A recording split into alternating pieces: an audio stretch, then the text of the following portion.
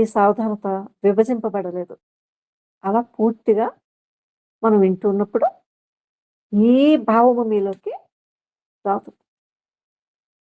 కేవలం వింటున్న స్థితిలో ఉంటుందన్నమాట.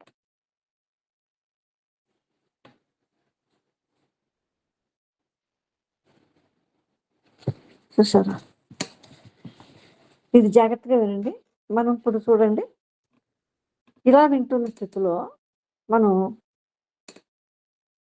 ఒక అందమైన అంశాన్ని గురించి వింటూ ఉంటాం కదా! లేదా ఒక ప్రియమైన సంగీతాన్ని వింటూ ఉంటాం. ఆ పర్వతాన్ని చూస్తూ ఉంటాం. సాయంకాలపు వెలుగును లేదా నీటిపై కాంతిని, లేదా ఆ మేఘాల పంక్తిని చూస్తూ ఉంటాం గదా! మనలో చాలామంది అలా ఉంటాం. అక్కడ సావధానత ఉంది. మీరు సంగీతం వింటున్నారు, లేదా పర్వతాన్ని చూస్తున్నారు. మీరు అలా దాన్నే చూస్తున్నారు.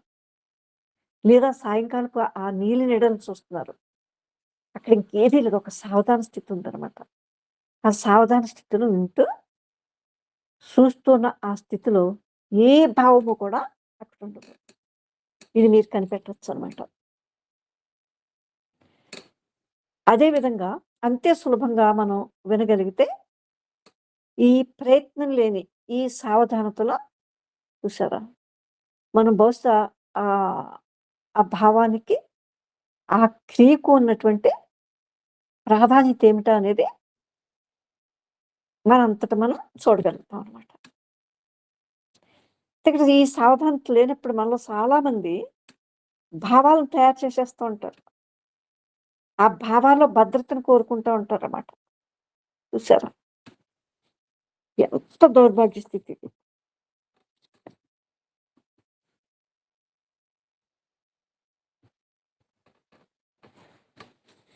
ఇప్పుడు మనం చెప్పుకునే మాటలు మీకు అర్థమవుతున్నాయి కదా! సావధానత లేదనుకోండి, భావాలు తయారైపోతాయి. కనిపెట్టండి, చూడండి.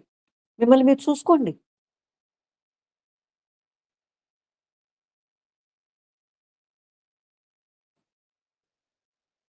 చూసారా? ఆ భావాల్లో భద్రతను కోరుకుంటూ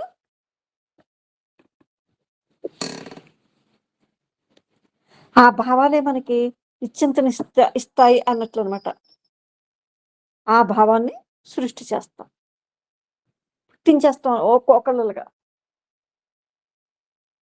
ఏదో భద్రతలో ఉన్నాం అనుకుంటాం. నా తెలివంత, నా తెలివింత, నేనలా చేశాను, ఇలా అలాంటి భావాలనమాట. ఆ సావధానత లేనప్పుడు ఇదిగో ఇలాంటి భావాలనేది తెచ్చిపెట్టేస్తున్నామన్నమాట.